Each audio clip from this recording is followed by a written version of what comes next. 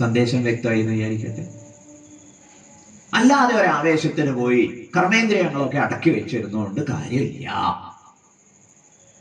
കാരണം എന്താണ്? നമ്മുടെ ഓർമ്മക്കുറിപ്പുകൾ അനന്തമാണ്. അത് വേട്ടയാടിക്കൊണ്ടേയിരിക്കും. ഏത് ഹിമാലയത്തിന്റെ ഗിരിഗഹ്വരത്തിൽ ചെന്നിരുന്നാൽ കേട്ടില്ലേ, കുരങ്ങനെ ഇവിടെയും ഹിമാലയത്തിൽ ഒരേ സ്വഭാവം. മനസ്സ് കുരങ്ങനെ പോലെയാ. അതിനെ ഉചിതമായ രീതിയിൽ നിയന്ത്രിക്കാൻ പഠിച്ചില്ലെങ്കിലോ ഒക്കെ അവതാളത്തിലേക്ക്.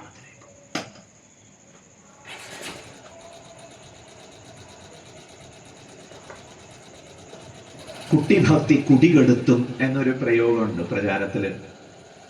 കുട്ടികൾ വളരെ ചെറുപ്പത്തിൽ തന്നെ പഠിക്കാനുള്ള മടി കൊണ്ടേ അല്ലെങ്കിൽ മറ്റെന്തെങ്കിലും കാരണം കൊണ്ടൊക്കെ ആധ്യാത്മികത എന്നൊക്കെ പറഞ്ഞ് ഭസ്മക്കുറിയൊക്കെ ചാർത്തി ദീർഘദണ്ഡ നമസ്കാരം, ചിലർ പ്രസംഗവും നടത്തും. ബാക്കിയുള്ളവർ ഇങ്ങനെ പ്രസംഗം കണ്ടോ ജന്മജന്മ ചിലപ്പോ ആവാം.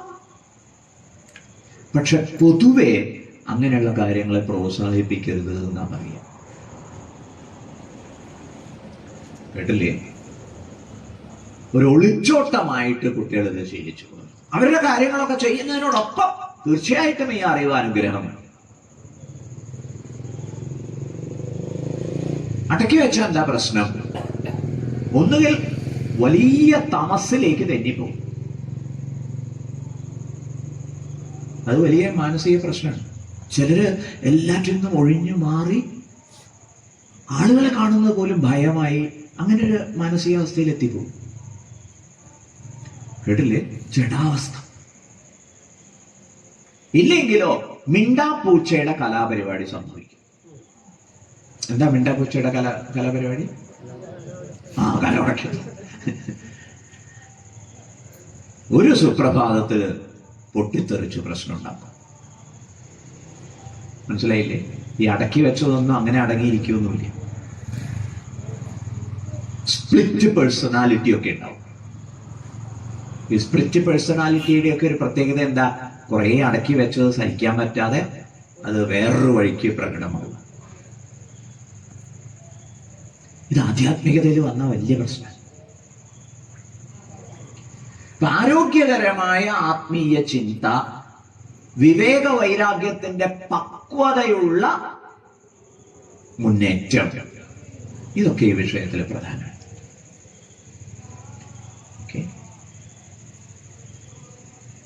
ഇവിടെ ഒരു വാക്ക് നമുക്ക് പരിചയപ്പെടാനുള്ളത് ഉദാത്തീകരണം അല്ലെങ്കിൽ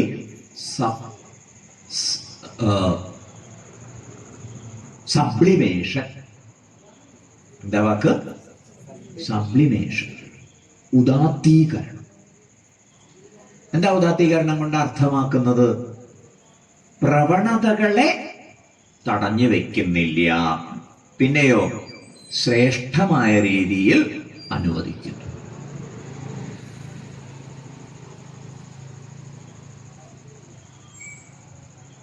മദ്യപാനത്തിൽ ആവേശമുണ്ട്. അപ്പൊ ആചാര്യൻ പറയുന്നു, ആയിക്കോട്ടെ, പക്ഷെ ഒന്ന് നിവേദിച്ചിട്ട് കഴിച്ചോളൂ കേട്ടോ. സബ്ലിമേഷന്റെ വഴിയാണ്. നിവേദിച്ചിട്ട് കഴിച്ചു.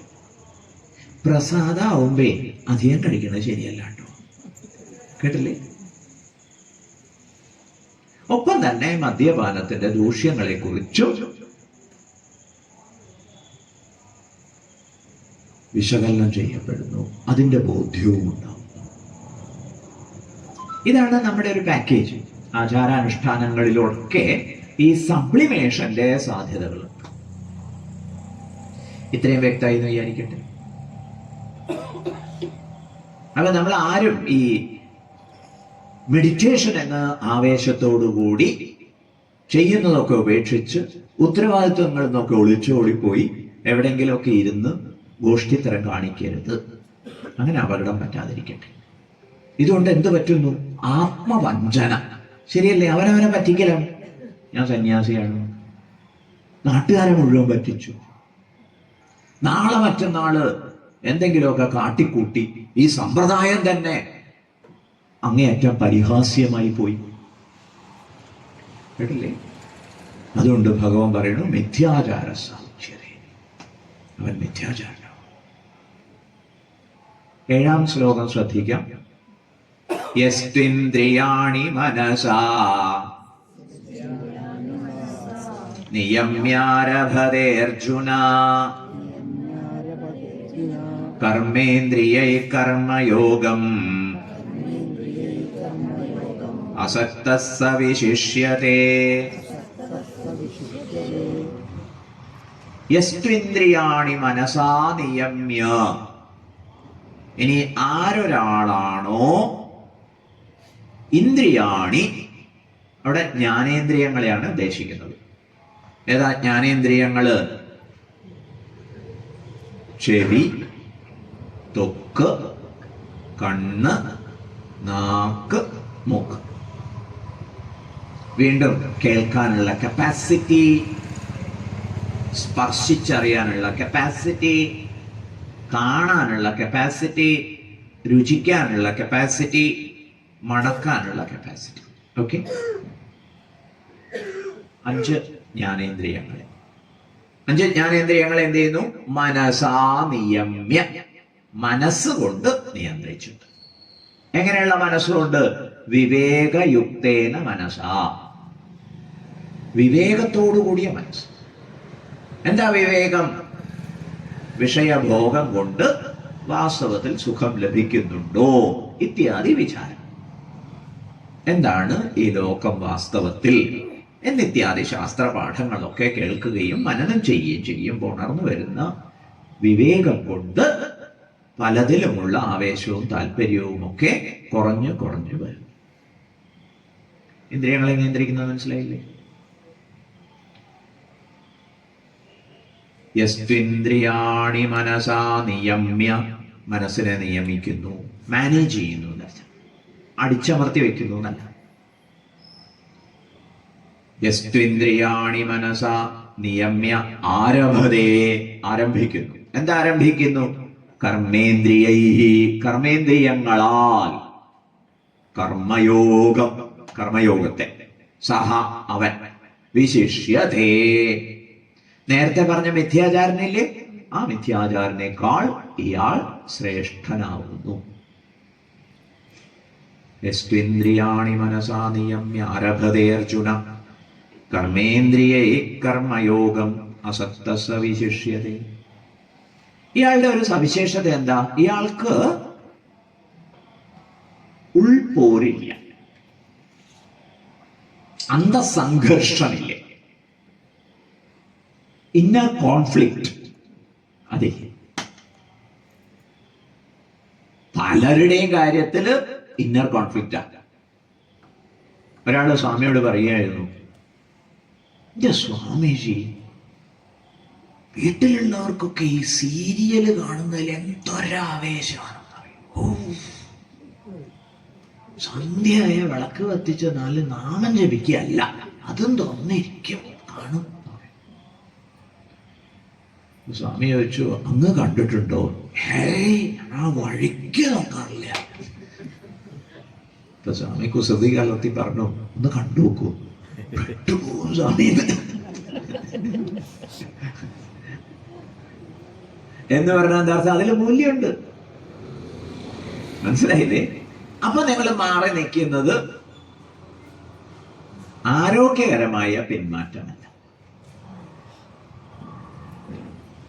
വിവേചനം കൊണ്ട് അതിനെ സംബന്ധിക്കുന്ന മൂല്യത്തെ അതിക്രമിക്കാം. സംഗതി മനസ്സിലാവുന്നുണ്ടോ? ഇതിനുള്ള വഴി കർമ്മയോഗമാണ് എന്നാണ് ഇവിടെ പറഞ്ഞിരിക്കുന്നത്. ഒരാചാര്യൻ നൽകിയിട്ടുള്ള ഒരു വ്യാഖ്യാനം വളരെ രസകരമാണ്. 6-ാം ശ്ലോകത്തെക്കുറിച്ച് ആചാര്യൻ പറയുന്നത്, കർമ്മേന്ദ്രിയാണി സംയമ്യ എന്ന് പറഞ്ഞാല് ബ്രേക്ക് ചവിട്ടി പിടിച്ചിരിക്കുക, മനസാസ്മരൻ, ആക്സിലേറ്റർ കൊടുത്തുകൊണ്ടേയിരിക്കുന്നുണ്ട്. ബ്രേക്ക് അമർത്തി ചവിട്ടിട്ട് ആക്സിലേറ്റർ കൊടുത്തുകൊണ്ടേയിരിക്കും. അത് ബുദ്ധിമുട്ടുണ്ടാക്കും, പെട്രോൾ വെറുതെ കത്തിപ്പോകും.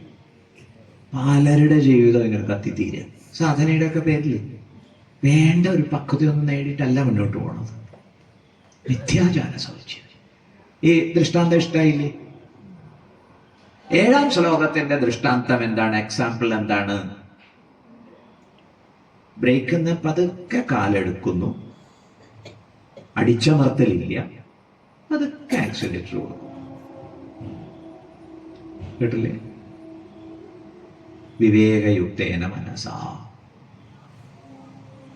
ഇതാണ് ഉചിത വഴി.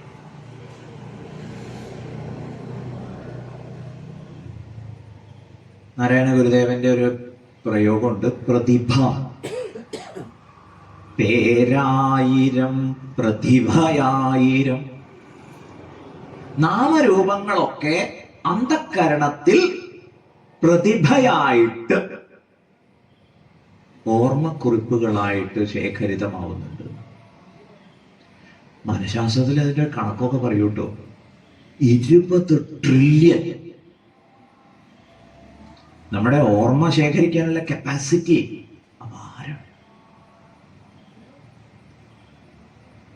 കേട്ടില്ലേ? നെർവസ് സിസ്റ്റത്തിൽ ഓരോരോ കണക്ടിവിറ്റി ഉണ്ടാവുമ്പോഴും അത് ജ്ഞാനശേഖരണത്തിനുള്ള എന്താണ് സിനാപ്സിസ് അല്ലേ പ്രയോഗം.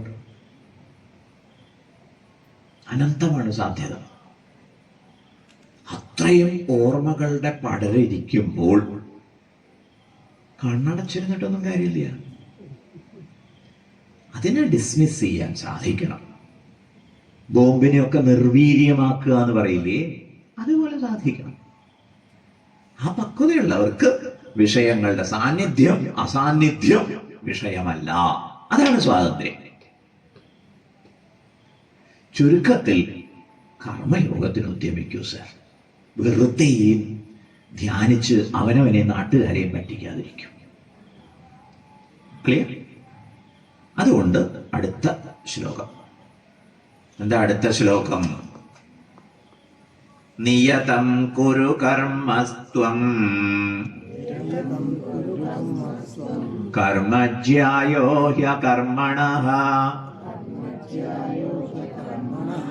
ശരീരയാത്രാപീക്ഷത്തെ ന പ്രസിദ്ധ്യേത കർമ്മണഃ നിയതം കുരു കർമ്മത്വം കർമ്മജ്യായോ ഹ്യകർമ്മണഃ ശരീരയാത്രാപീക്ഷത്തെ ന പ്രസിദ്ധ്യേത കർമ്മണഃ. അതുകൊണ്ട് ഭഗവാൻ കൃത്യമായ നിർദ്ദേശം നൽകുന്നു.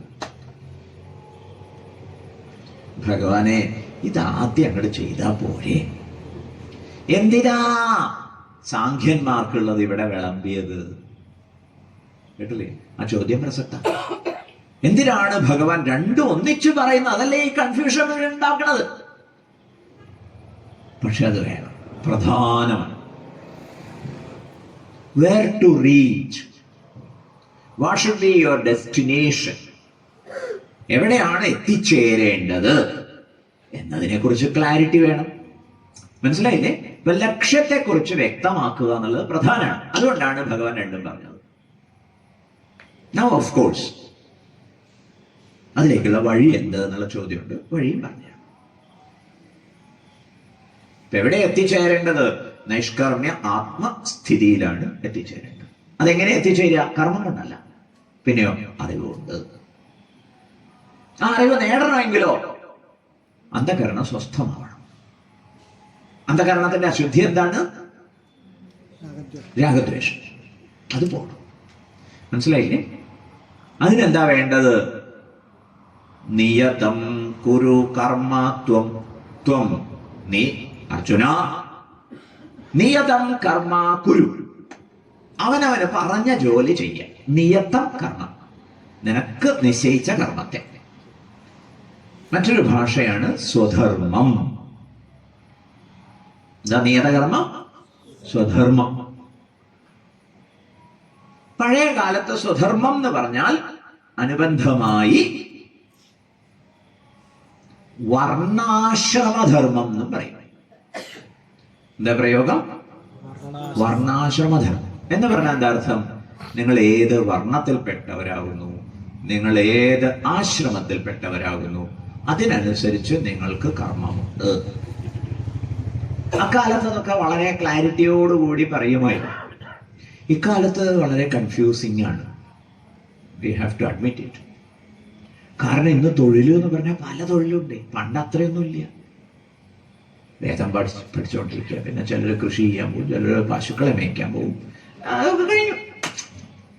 ചിലർ കച്ചവടം ചെയ്യും, ചിലർ ബാക്കിയുള്ള കാര്യങ്ങൾക്ക് ഓടി നടന്നു ചെയ്യും. ഇങ്ങനെ 4 വർണ്ണവും അവർക്കുള്ള തൊഴിലും.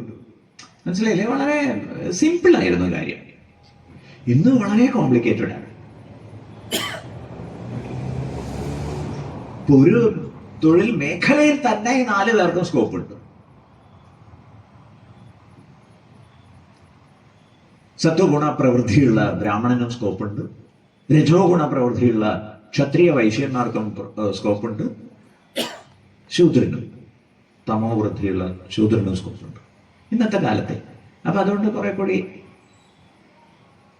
സങ്കീർണമാണ്. പണ്ട് സിമ്പിളായിരുന്നു. അപ്പൊ ആ കാലത്ത് പറയുന്നു വർണ്ണം. വർണ്ണം മനസ്സിലായില്ലേ? ബ്രാഹ്മണ വർണ്ണത്തിൽപ്പെടുന്നുവോ, ക്ഷത്രിയ വർണ്ണത്തിൽപ്പെടുന്നുവോ, വൈശ്യവർണ്ണത്തിൽപ്പെടുന്നു, ശൂദ്രവർണ്ണത്തിൽപ്പെടുന്നു. എങ്ങനെയാന്ന് നിശ്ചയിക്കുക? മനസ്സിന്റെ ടെക്സ്ചർ നോക്കിയിട്ട്, ഗുണകർമ്മ വിഭാഗശഃ, മനസ്സിന്റെ ഗുണം നോക്കിയിട്ടാണ്, അല്ലാതെ അച്ഛനെ അമ്മയെ നോക്കിയിട്ടല്ല.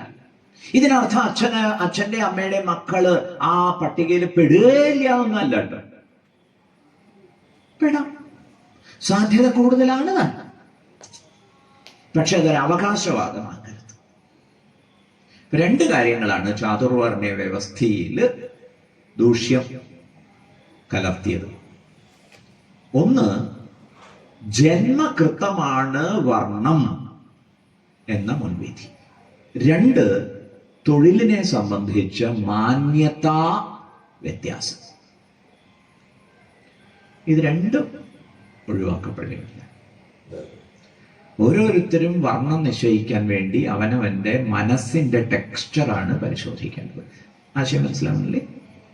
അത് നോക്കിയിട്ട് ഇവൻ ബ്രാഹ്മണൻ, ഇവൻ ക്ഷത്രിയൻ. ഒരു വീട്ടിൽ തന്നെ ചിലപ്പോൾ 4 കാണും, ഒരു വീട്ടിൽ എല്ലാവരും ചിലപ്പോൾ ഒരേ വർണ്ണമായിരിക്കാം. എന്തുകൊണ്ട് ആ കുടുംബത്തിൽ വന്ന് പിറന്നു എന്നുള്ളൊരു ചോദ്യമുണ്ടല്ലോ മിക്കവാറും. ഇപ്പോഴും അതെ, പല അധ്യാപകരുടെ മക്കൾ അധ്യാപകരാവുന്നുണ്ട്, ഡോക്ടേഴ്സിന്റെ മക്കൾ ഡോക്ടേഴ്സ് ആവും, പൊതുവെ കാണാമല്ലോ. ഓക്കെ, പറഞ്ഞു. പിന്നെ ആശ്രമം. ബ്രഹ്മചാരിക്ക് ചെയ്യാനുള്ള കുറച്ച് കാര്യങ്ങളുണ്ട്, ഗൃഹസ്ഥന് ചെയ്യാനുള്ളതുണ്ട്, വാനപ്രസ്ഥിക്ക് ചെയ്യാനുള്ളതുണ്ട്, സന്യാസിക്ക് ചെയ്യാൻ ഒന്നുമില്ല. സന്യാസിക്ക് വിധി നിഷേധമില്ല. പിന്നെ അവർ ചെയ്യുന്നുണ്ടെങ്കിലോ അത് മറ്റുള്ളവർക്കൊരു പ്രചോദനം കൊടുക്കാൻ വേണ്ടി ചെയ്യുന്നു. ചിലയിടത്തൊക്കെ സംസാരിക്കാൻ പോയി കഴിഞ്ഞാൽ പിന്നീട് വലിയ വിവാദം ഉണ്ടാവും. സ്വാമി അവിടെ വന്ന് പ്രസംഗിച്ചിട്ട് പോയിട്ട് ആ അമ്പലത്തിലൊന്നും തൊഴുതില്ല. സ്വാമിമാർക്ക് അമ്പലത്തിൽ തൊഴണമെന്ന് അങ്ങനെ നിയമമില്ല. ഒരിടത്ത് കയറ്റില്ല, സ്വാമിമാരെ കയറ്റില്ല.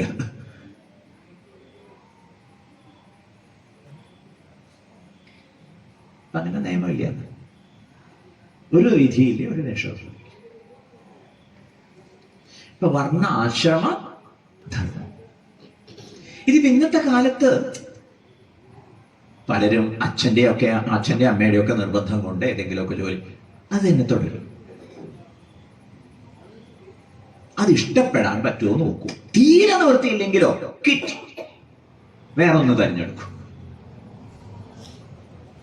അങ്ങനെ കണ്ടെത്തിയവരുണ്ട്.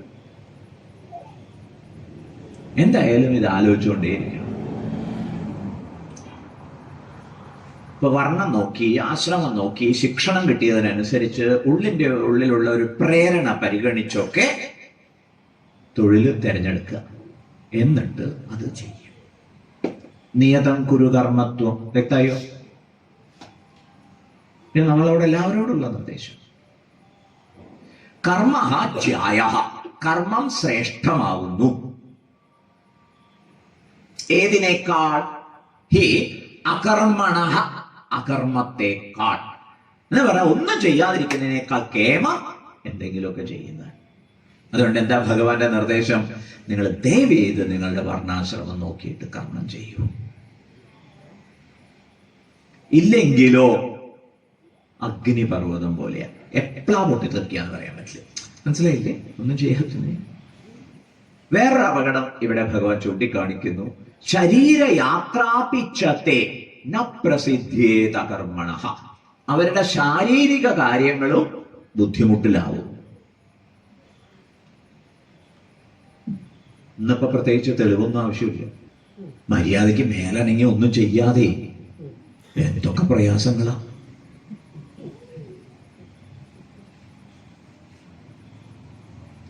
ഒരു വീഡിയോയില് തമാശയായിട്ട് കണ്ട ഒരു കാര്യം, പണ്ട് ചെയ്ത ജോലിയൊക്കെയാണ് യോഗാസനെന്നും അതുപോലെ എക്സസൈസ് എന്നും പറഞ്ഞിട്ട് ചെയ്യിപ്പിക്കുന്നത്. ശരിക്കും ലിറ്ററലി ഒരിടത്ത് വസ്ത്രം അലക്കുന്നത്, അടിച്ചു വാരുക, ഇതൊക്കെ പണ്ട് ചെയ്തത്. ഇപ്പൊ അവര് ചെയ്യുന്നത് അരിയിട്ടിട്ടല്ല, വിട്ടിത്തം. ഇപ്പൊ മര്യാദയ്ക്ക് മേലടങ്ങി ജോലി ചെയ്യുന്നതുകൊണ്ട് ആരോഗ്യവും സംരക്ഷിക്കപ്പെടുന്നു. ഇവിടെ ഭഗവാൻ ചൂണ്ടിക്കാണിച്ചു കണ്ടില്ലേ, ശരീരയാത്രാപിച്ചത്തെ, ശരീരത്തിന്റെ നിർവഹണം പോലും അവരുടെ കാര്യത്തിൽ ന പ്രസിദ്ധേത്, ശരിയായ രീതിയിൽ നടക്കില്ല, ബുദ്ധിമുട്ടിലാവും.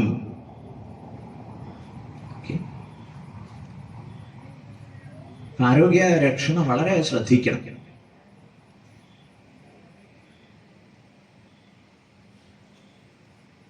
ചോറ് വാരി വാരി ഉണ്ണേണ്ട കാര്യമില്ല, അത്രയും അധ്വാനിക്കുന്നില്ലെങ്കിൽ. കേട്ടില്ലേ? അധ്വാനത്തിനനുസരിച്ചാണ് കാർബോഹൈഡ്രേറ്റ് ചെല്ലേണ്ടത്. ബുദ്ധിമുട്ടാവാൻ നോക്കും കഴിവതും. ശരീരയാത്രാപിച്ചതേന പ്രസിദ്ധേത കർമ്മണം നിയതം കുരു കർമ്മം ത്വം. ഈ സന്ദേശം മനസ്സിലായല്ലോ? അവനവന് നിയോഗിച്ചിട്ടുള്ള കർമ്മത്തെ ചെയ്യും. അർജുനൊരു ചോദ്യം ചോദിക്കുന്നു. എന്താ ചോദ്യം? കർമ്മണ ബധ്യതേ ജന്തു. ഇത് ഒരാചാര്യൻ അർജുനന്റെ ചോദ്യം എന്നുള്ള നിലയിൽ നമുക്ക് കാര്യം മനസ്സിലാക്കാൻ വേണ്ടിയിട്ട് പോസ് ചെയ്ത് തന്നതാണ്. എന്താ ചോദ്യം? കർമ്മണ ബധ്യതേ ജന്തു. കർമ്മത്താൽ ജന്തുക്കൾ ബന്ധിക്കപ്പെടുന്നു. മനുഷ്യന്മാരെ കർമ്മം കൊണ്ടാണ് അവർക്ക് ബന്ധനം ഉണ്ടാവുന്നത്. ഇത് കർമ്മണ ബന്ധകത്വ സ്മൃതേ. ഇങ്ങനെ സ്മൃതി വാക്യം. കഥം മുമുക്ഷും മാം തത്ര നിയോജയസി ഇതി ആശങ്ക്യ ആഹ. അപ്പോ അർജുനന് സ്വാഭാവികമായിട്ടൊരു ആശങ്ക വരും. കർമ്മം കൊണ്ടാണ് ജന്തുക്കൾ ബന്ധിക്കപ്പെടുന്നത്. അങ്ങനെയാണെങ്കിൽ പിന്നെ എന്നെ എന്തിനാണ് കർമ്മത്തിന് നിർബന്ധിക്കുന്നത്? ഞാൻ മുമുക്ഷു അല്ലേ ഭഗവാനെ? So go and do your duty എന്ന് പറഞ്ഞ പിന്നെ പെട്ടുപോകുകയല്ലേ ചെയ്യുള്ളൂ ഭഗവാനെ. ചോദ്യം മനസ്സിലായില്ലേ? ഭഗവാൻ അതിന് മറുപടി പറയും. ഗംഭീരമായിട്ടുള്ള ഒരാശയമാണ്. എന്താ മറുപടി? അർജുന, ഓ താനെ കർമ്മം ചെയ്യുമ്പോൾ ബന്ധനമില്ലാത്ത വിധത്തിൽ ചെയ്യണം. അതെങ്ങനെയാ? പറഞ്ഞുതരാം. യജ്ഞാർത്ഥാത് കർമ്മണോന്യത്ര ലോകോയം കർമ്മബന്ധനഃ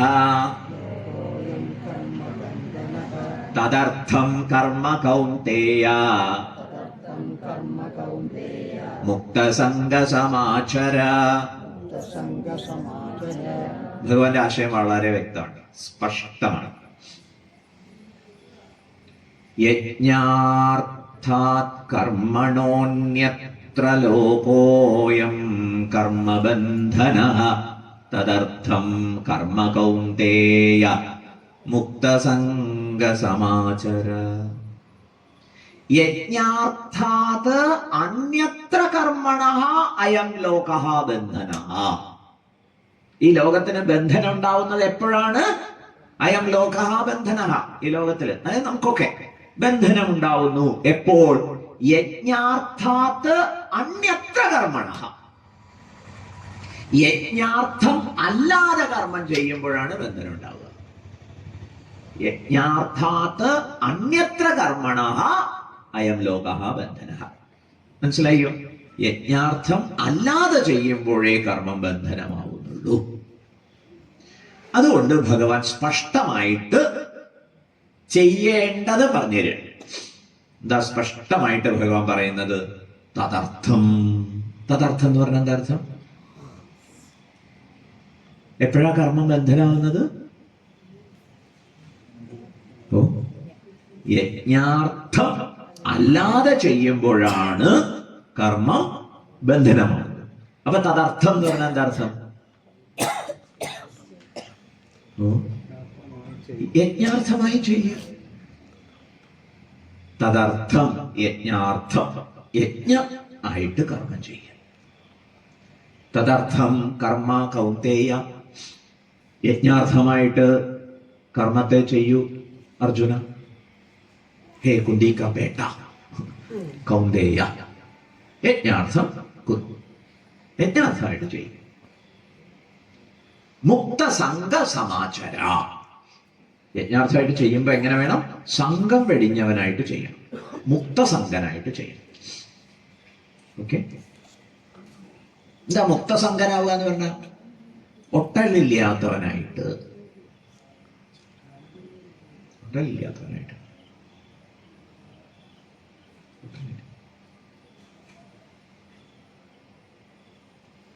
ചിലയിടത്തൊക്കെ നമ്മൾ ചെന്ന് കഴിഞ്ഞാൽ പരിപാടിയൊക്കെ നടക്കുന്ന സമയത്ത് ആരാ ഇതിന്റെ പിറകില് ഓടി നടന്നല്ല, ഇതിന്റെ അവകാശവാദം ഉന്നയിക്കാൻ ആർക്കാ താല്പര്യം എന്ന് നമുക്ക് പെട്ടെന്ന് മനസ്സിലാവും. കേട്ടില്ലേ? ആ കാരണം ഒരു മുണ്ടിന്റെ കൊന്തലൊക്കെ എങ്ങനെ പോയി, എന്താ അവിടെ അതൊക്കെ മാറ്റി വെക്കുക. അയാൾക്ക് എന്തുണ്ട്? ചെയ്ത കാര്യത്തിൽ സംഘമുണ്ട്. സംഘമില്ലാത്തവരോ ഒക്കെ വൃത്തിയായിട്ട് ചെയ്യും, പക്ഷെ അവരെ എവിടെയും കാണില്ല. മനസ്സിലാവുന്നില്ലേ? ഈ സംഘത്തിന്റെ വിഷയം നോക്കി മനസ്സിലാക്കാൻ പറ്റില്ല. ഇതൊരു ഉദാഹരണമായിട്ട് പറയാം. സംഘം പുലർത്തുന്നുണ്ടോ ഇല്ലയോ എന്ന് ഇപ്പൊ ആർക്കാ തീരുമാനിക്കാൻ പറ്റുക? അവരവരുടെ ഉള്ളിൽ അവരവരുടെ കാര്യം കഴിഞ്ഞാൽ